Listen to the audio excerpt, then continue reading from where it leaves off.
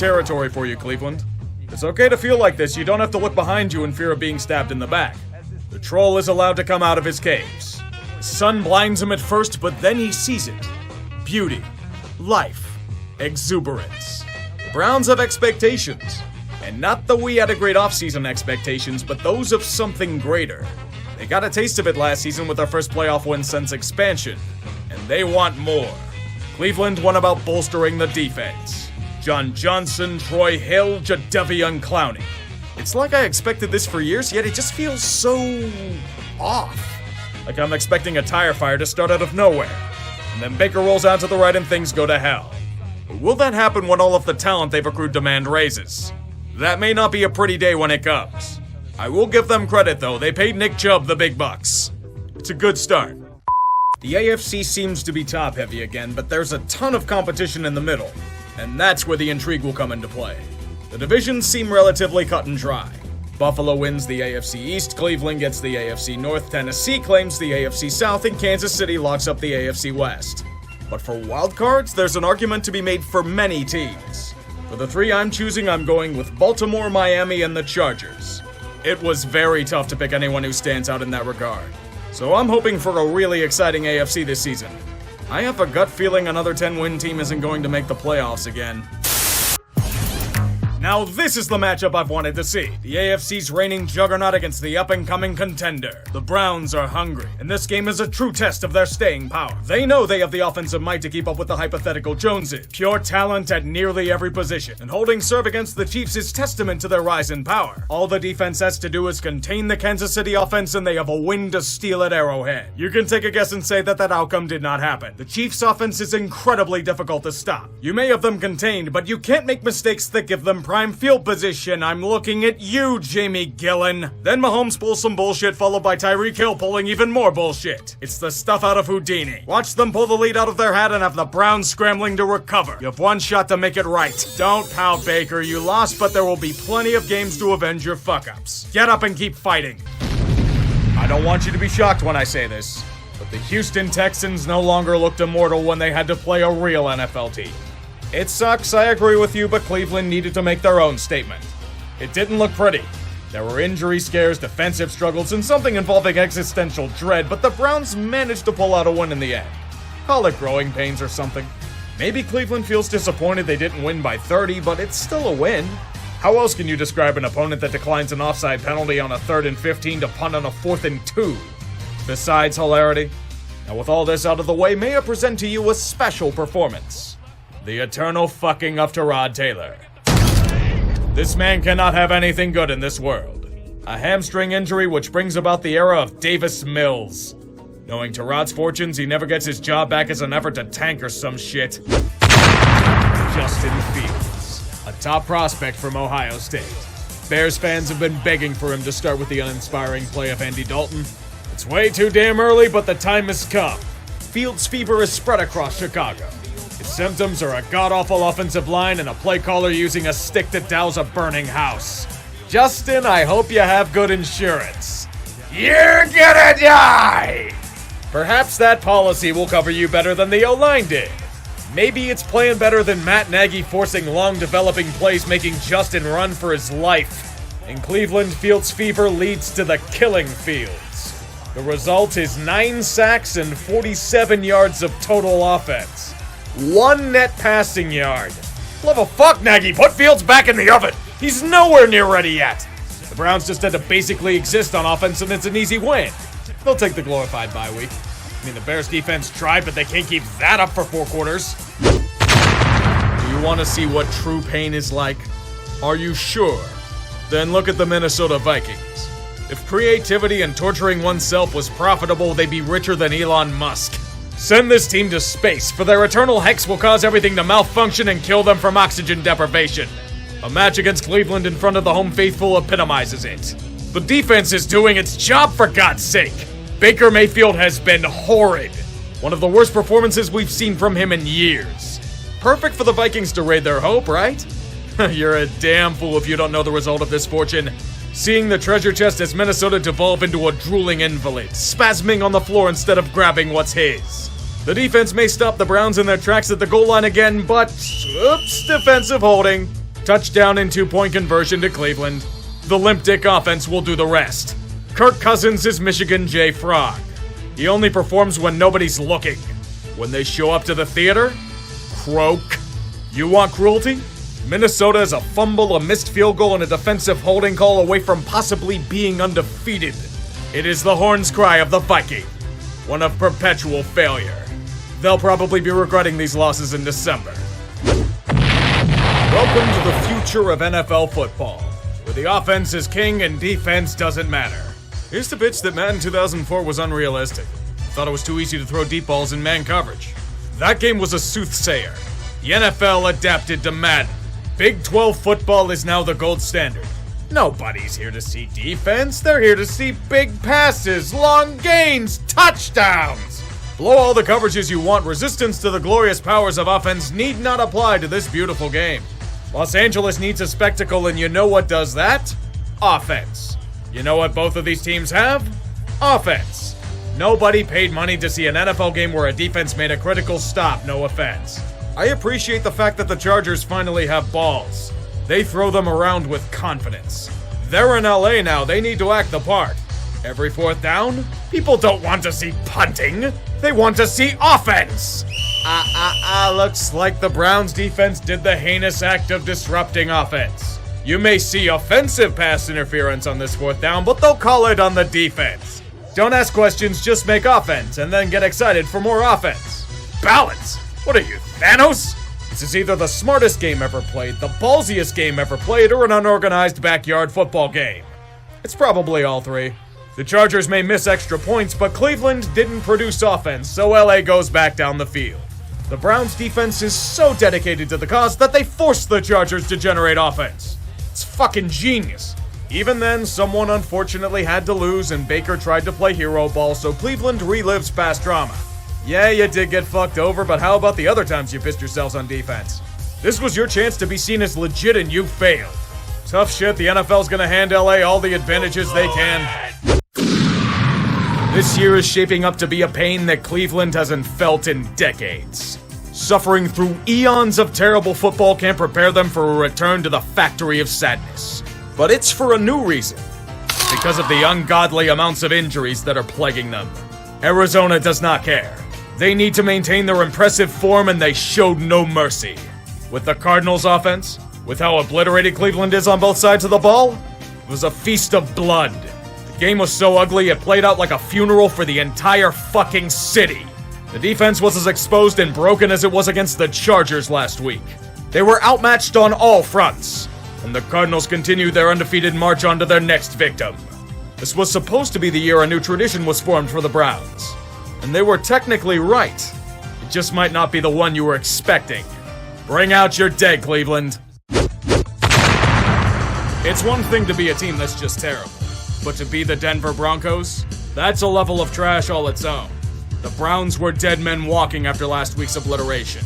Injured men as far as the eye could see, yet Denver was limp-dicked. They lost to a goddamn scout team. It was the equivalent of facing Jacksonville, for crying out loud. Cleveland was ripe for a bullet in its head, and you not only let them survive, but Case Keenum had his revenge. I'd beat the dead horse further, but like the Bronco offense, I threw a check down on a 3rd and long and now have to punt this segment away. How do you get owned so badly by Dearness Johnson? What you are seeing in front of your eyes are countless stale narratives emerging from their graves to terrorize us all. Was this game great defense or some of the most inane play calling imaginable? You can decide that. The Browns can get Baker back all they desire, but it will not save them from the agonizing pain of a brutally disappointing season. Begin the first old narrative reforming. The Steelers considering Cleveland their second home. Dominance on a level we haven't seen since England lording over the Irish for centuries. Maybe the Browns have a potato famine since we begin the second narrative. The Steelers are playing ugly. It can never be convincing. Tied at 3 with a chance at the lead before half? Why fake the field goal and get your kicker Chris Boswell killed? Now he's out for the game. Well done, Pittsburgh. You played yourself since you get ball at half. Even with this good fortune, reach the third narrative. The Browns looking a great situation in the face and pissing it away. Can the defense make a stop? No. Can the offense make clutch plays? Yeah, maybe if their receivers can catch something besides an injury. Overcome the stereotype that they can't beat the Steelers at home? Well, doctor, I'm sorry, but I fear the bullshit is going to keep rolling right along. Can Cleveland regain the lead with all the momentum in the world? Oh, you poor summer child, it's the winter of fumbles and discontent. Jarvis Landry needs hot tar to be able to hold on to the goddamn ball these days. And with that, we conclude the grandest narrative of all. The Factory of Sadness. It's returning with far more injuries than one can comprehend. A gloriously winnable game ripped out of their own hands by themselves.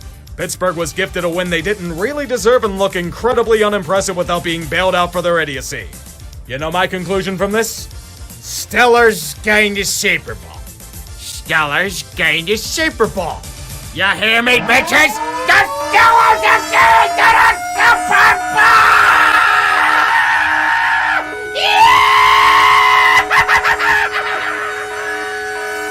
This is the story of a man named Odell Beckham Jr.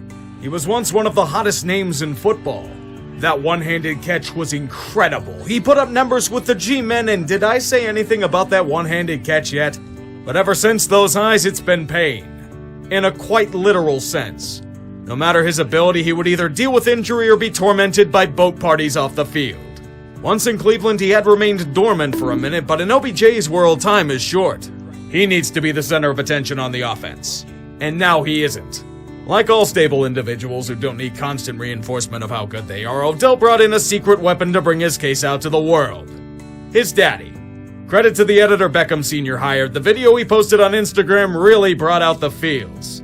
Everybody hurts. Especially OBJ. He's being held prisoner since he's not the first read on plays. God forbid they understand context or play call or defensive coverages or anything like that. Panic time is emerging. Cancer has once again infected Berea.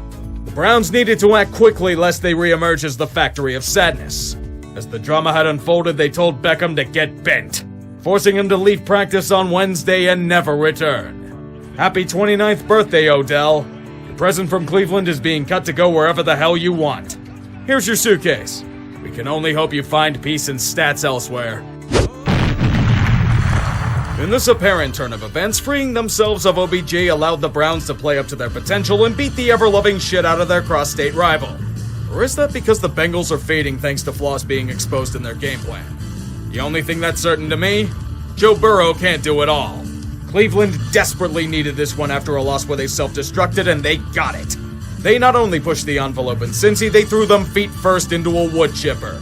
What we saw here was a glimpse of what the Browns can be. By God, did it come at the perfect time. The Bengals, they were just unfortunate victims of their onslaught. And they're now beginning a bit of a skid after being ended by Matt White. I wouldn't call it bungling just yet, but concerns of regression should be considered. After the bye, these next 3 games are going to be very telling about them. When you think things somehow can't get worse for Cleveland, they do. The sad part is that a good chunk of it isn't their fault. And a majority of their running back core took turns with Corona-chan, with rampant injuries destroying the team identity. This Baker Mayfield turns into a freak science experiment that won't get the hell off my television. They are the animal near death on the side of the road after being hit by a car. This team will be easy prey for anyone that stumbles upon their living flesh. Oh, look at what the Patriots found. A perfect meal for a hungry team. Cleveland was eaten alive, their guts consumed as they writhe in pain. Bill Belichick would make sure of it in all aspects. And when things somehow couldn't get worse, Baker Mayfield went down with a knee injury. What did you expect, a break? New England will treat them like they're the Jets.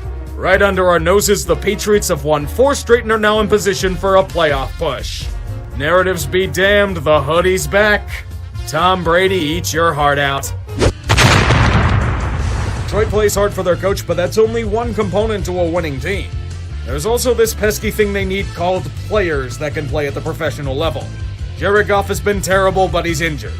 Lions fans, meet Tim Boyle. He's been marinating under the tutelage of Aaron Rodgers for the past few seasons. After his performance in Cleveland, he needs to get back in the football oven. He still needs to cook, preferably for another 20 years. It wasn't like the Browns were even good. Baker Mayfield is visibly injured, and he's turning into a liability with how it's hindering his performance. The Browns are out of sync. Yet they're insanely lucky that they managed to face the worst team in football and come out of it alive. Hell, they can even one-up the Steelers by saying they didn't tie them. Dan Campbell's taken over play calling recently, and it's obvious he doesn't trust them to do anything as he's more conservative than a man stashing cash under his bed after the Depression. The best part about this game was that it ended. May we never speak of this evil again. Talk about your epic matchups as if they are anything special? Lies. Strap yourselves into a world where every play is such beautiful torture you'd think you were in Abu Ghraib. AFC North Football, a place where the terrible is routine. Where whatever expectations you have are hilariously thrown out the window. When the Browns play the Ravens, it's the stuff that puts the Ice Bowl to shame. A game so ugly and disheveled that you can call it modern art. Anything they can fuck up, I can fuck up better, both teams cry. Cleveland can fumble the ball on a wide receiver pass all they want. Lamar's making turnovers tonight. Cleveland can kick a field goal by means of doink to bring their lead down to 3. Lamar believes the ball is infected with plague and gives the ball back on the next play. The Browns can fumble the ball away again on a sack. Lamar's making turnovers to feed an army. I cannot exaggerate how terrible Lamar Jackson was today.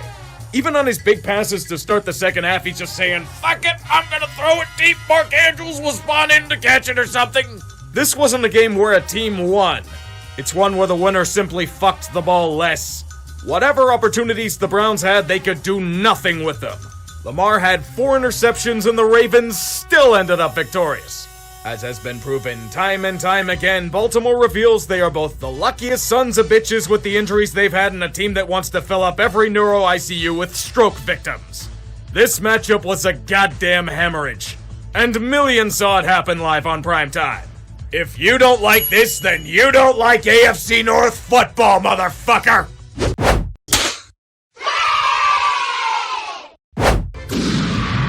I don't care what the records say, both these teams aren't good. They have insane weaknesses due to both one-dimensional schemes and a barrage of injuries. Baltimore's been running with a magic 4-leaf clover shoved up their pee hole for most of the season, but this may finally be the moment it ends. Not only is Cleveland, their former home, making them pay for the old sins of Art Motel, but Lamar Jackson is forced to go back to the locker room. And it isn't for the sake of reliving memes. You can't shit out your ankles, so the game's going to fall on the shoulders of I can't believe it's not Lamar Jackson. Here's your mission, sir. You have to try and come back from a 24-3 deficit at half. Do you think it can be done? Probably not, but we don't give a shit. The Ravens are in a deep hole and can't afford to lose any more ground to those behind them in the division. Every game is precious, and the Browns are hot garbage as well. They've gone back to their old form of harakiri by means of strangling themselves with overpriced tickets from the Rock and Roll Hall of Fame. Baltimore isn't doing much, but Cleveland will do more than enough to oblige them. Throughout the fourth quarter, Raven Might will slowly but surely bring them back into the game. Helps when the Browns don't score a fucking point in the second half. So now Baltimore is only down by 2 and need an onside kick to have a chance. Gathered in, Chuck Clark! Wouldn't you guess what happened? At this point, all I'm hoping for is for Cleveland to choke because they're completely useless, but we can have nothing wholesome in this world. The Browns defense is able to clamp down on imitation Lamar and the Ravens to hang on to win. It may suck, but fortunately for Baltimore, Lamar is only dealing with a sprained ankle, and they still hold the division lead. But if you haven't bothered to look at how ugly and competitive it is, then you don't like AFC North football. Shit's a cockroach that won't die. We can all agree this year has been insanely fucked for the NFL. Most games like the last one we recap feel like they're on some kind of drug cocktail. It's exhausting to follow this league some weeks. The only benefit is in memes fresh out of the oven. You thought it couldn't get worse. An old friend has reemerged onto the scene. Corona-chan is back from her lengthy vacation and wreaking havoc on every sports league throughout America. The NFL has felt her wrath hard. You may have noticed all the coughing last week. It was for good reason. Over 150 cases in the league over a 5-day span. It's not Pokemon to catch. Coronavirus is running a train throughout multiple organizations. Cleveland and the Rams have over 25 players in COVID protocol. Washington has over 20. Other teams like the Bears, Texans, and Lions are getting wrecked as well. 8 teams are in enhanced COVID protocols. This is the worst case scenario we were fearing last season, and we're seeing it happen in front of our eyes. The NFLPA pleaded with the league for games to be postponed, but of course they waited until the last moment. In a shocker, the Shield cared more about game integrity than cold hard cash. The Saturday Browns and Raiders tilt has been pushed to Monday. Seahawks versus Rams and Reskins versus Eagles have been rescheduled for Tuesday. We have it again in doubleheader form, boys! Tuesday Night Football! Any chance we can get a Wednesday night game? For all the glorious memes? I'm still surprised the NFL bothered to delay this one. Figured they'd force Cleveland to play with a squad that would have gotten killed in the AAF, but life works in strange ways. This includes with the destroyed team in question in the Browns. They may have gotten some players back, but both of their quarterbacks, head coach, and many others are still in COVID protocol. It's gotten so bad they had to grab Nick Mullins off the street and fit him for a uniform days earlier. Can you really blame him for the terrible Cleveland offense? He's coming in cold and barely knows the playbook. Not to mention nobody can fucking catch for some reason.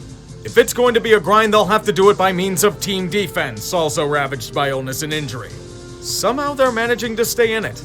The Browns can't do shit with the ball until the second half, but Las Vegas is rolling snake eyes at the craps table. This is their chance. They can strike while the iron's hot. Nick Mullins is doing well for a free agent signing last week. He's not making mistakes, and it's enough for the Browns to take the lead late into the fourth. Hope is once again flooding into this downtrodden city. All of the shit they dealt with over the year, this messy situation, all thrown away like Derek Carr trying to play hero ball. But can they hold?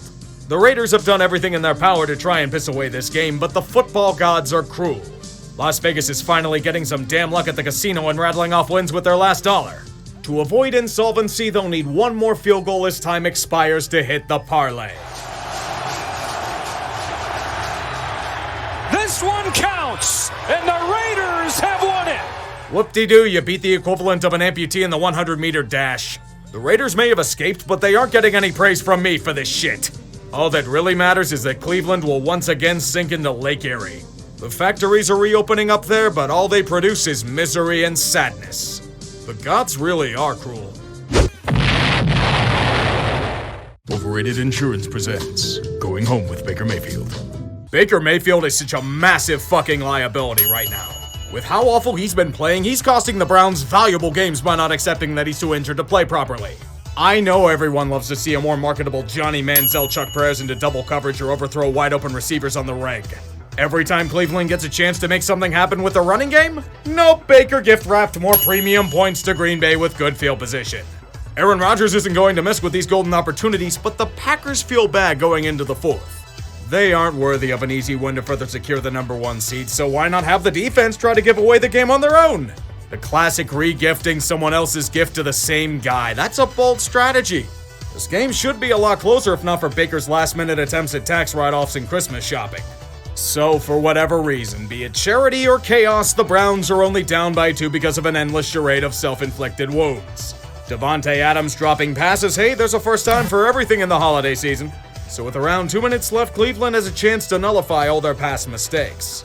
But with this final gift, the Browns had a do not return clause attached to it. They've converted on 7 of their last 9 third downs, and this one's picked! You have all 3 timeouts in your back pocket and you're trusting the guy who's throwing road spikes under your car? Nick Chubb was killing this defense all game and you killed yourselves with roll right 88 over here. I know the ref ball was awful on that play, but they're not calling that on the Packers unless they're playing Tom Brady, and Cleveland, most importantly, didn't deserve to win. Now let those playoff hopes float down the river. Maybe that's where Baker's talent went too. Tonight, on Please Let This Zombie Die, the Steelers prepare for the potential of life without a longtime cast member, as they lick their wounds after a bludgeoning by the Kansas City Chiefs, which may have all but ended their playoff hopes. There is another situation brewing. The future of Big Ben. There is no doubt that he's in the twilight of his career. Many signs point to this season being his last with the Black and Gold Brigade. His body is breaking down on him. His skills have atrophied to the point where he's a glorified statue in the pocket. He'll be a free agent at the end of the season. Ben's year has shown us why he should have retired a season or 2 ago. Most of his performances have been depressing. He's a hollow shell of his former self, who will show flashes of his old brilliance, but mostly sputters on 3-yard crossing routes and screen passes. He has to be carried to wins like he did on his own as a young buck. Most of Yunzerland still thinks he's in his glory years, but the writing is on the wall. It's time. Captain Fatfuck is going for his last ride. This next match will more than likely be his final home game at Heinz Field. It's fitting that a lot may change after this year.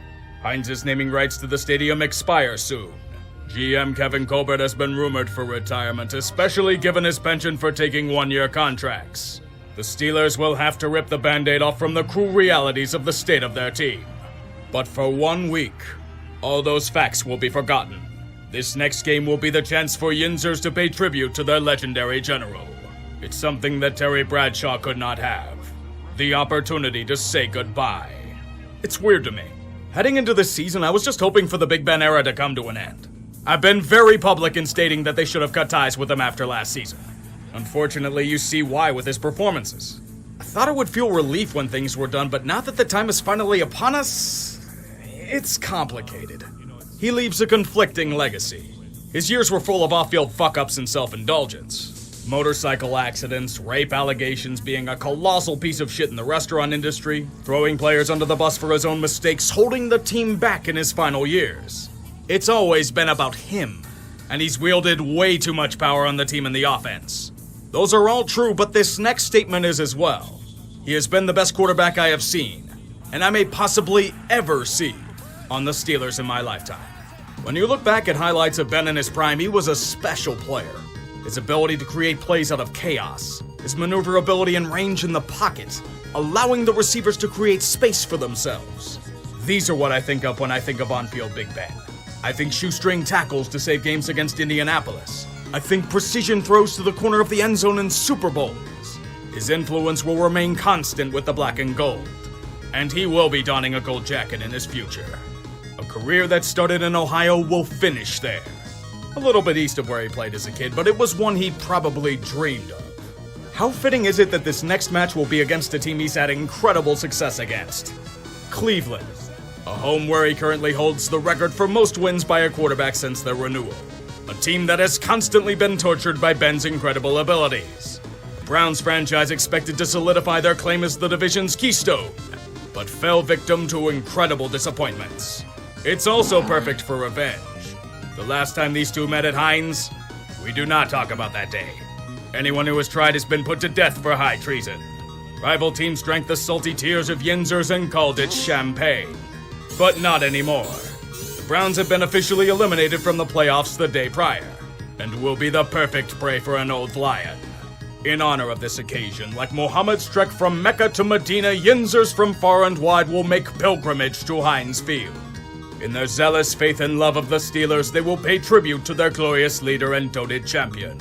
They are going to show him how much they appreciate his 18 years of contributions to the franchise, both good and bad. Warts and all, he is one of them.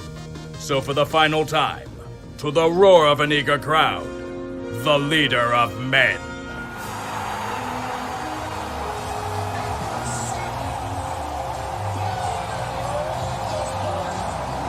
The road to the playoffs may be all but impossible for Pittsburgh, but it's irrelevant tonight.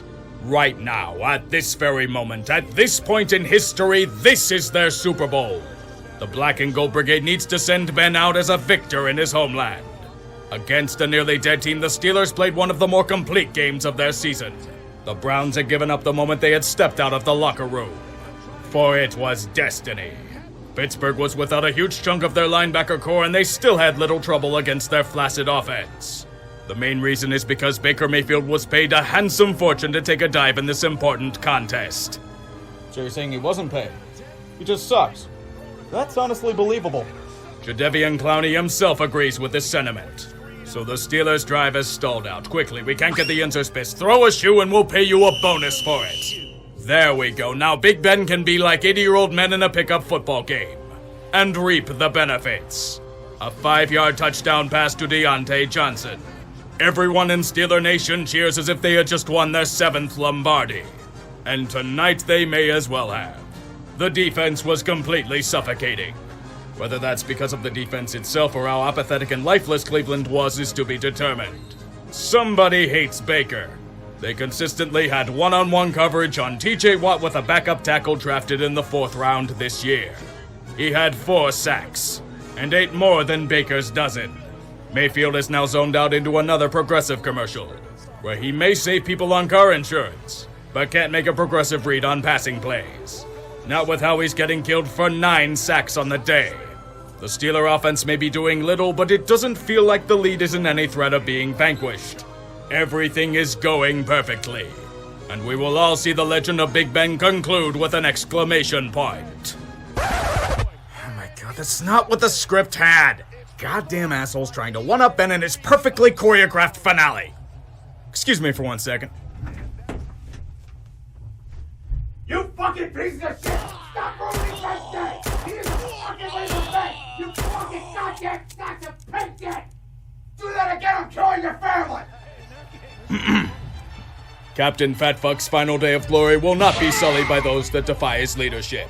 During the game's broadcast and on the field, the whole day was such captivating propaganda that the Soviets are envious of the NFL's efficiency. Their gaslighting and spin of Big Ben as a wholesome family man, leader of men and woman respecter all year long is truly hilarious stuff. He may not have the skill of Kobe, but they're going to try their damnedest to let him go out like Kobe did in his final game at Staples Center, by throwing for an impeccable 123 yards passing, an 11.9 QBR, and 2.7 yards per attempt. This is not to be critical, however. This is a day of celebration for what he was, what he brought to the city, and what he will forever be. Nearly everything is going perfectly, and we will all see the legend of Big Ben conclude with an exclamation point. Najee Harris to the end zone. A symbolic passing of the baton. From Big Ben to Najee, the new focal point of the offense. He dominated on the ground, and will hopefully do so for years to come. May Steeler Nation reign on high over all those that doubt their might. Baker is so nice that he deliberately threw an interception just so the leader of men could have his last moment in the sun. He trots his broken body out to the field, goes behind center, and takes a knee. I can't tell if he's savoring the moment or having a hard time getting up, but this is as close to a storybook ending as one can get. A decisive victory. Endless praise lavished at your feet. A town that expresses their undying love. The cult of personality is so strong tonight that Comrade Stalin is impressed at its scale. Endless and unconditional adulation for a quarterback that brought them treasures not seen in decades. That is the way of the Yinzer. You thought you were going to the playoffs. Well, your only reward is becoming as dead as Baker Mayfield's throwing ability. Cleveland Browns eliminated. We expected this game to be lopsided at the beginning of the year, just not in polar opposite directions. The Bengals have already clinched their top prize, so they're resting Joe Burrow. However, Joe Mixon is out thanks to COVID protocol. Cleveland is in a much better spot today. They finally chucked Baker Mayfield and his imitation as a saboteur into a surgery unit to repair his fucked up shoulder. Kansas City winning fucked up Cincy's minuscule chances for the number 1 seed, so not much to play for on their end. Besides a shitload of punting in the first half, the Browns had a bit of a lead headed into halftime, excluding more self-sabotage from a fumble recovery for a touchdown.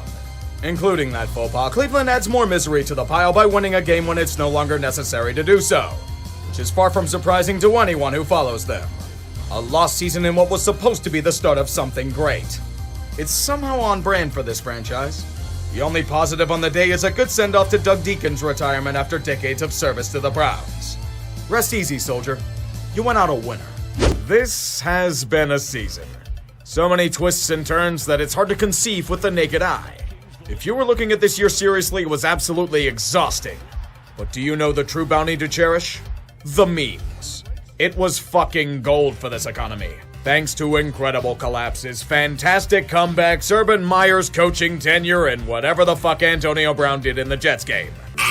Ain't this a perfect microcosm of Cleveland or what? The most talented team the Browns have boasted since the 80s, and they proceed to fall apart in nearly every conceivable way. Anytime they had a chance to do anything, nope, there's a crucial interception by Baker. Nope, here's Jarvis Landry's hands turning into stone at the worst possible times. Nope, the team's unable to capitalize on Lamar Jackson turning into complete ass.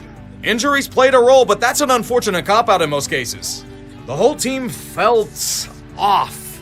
There was no cohesion. The tactics left a lot to be desired.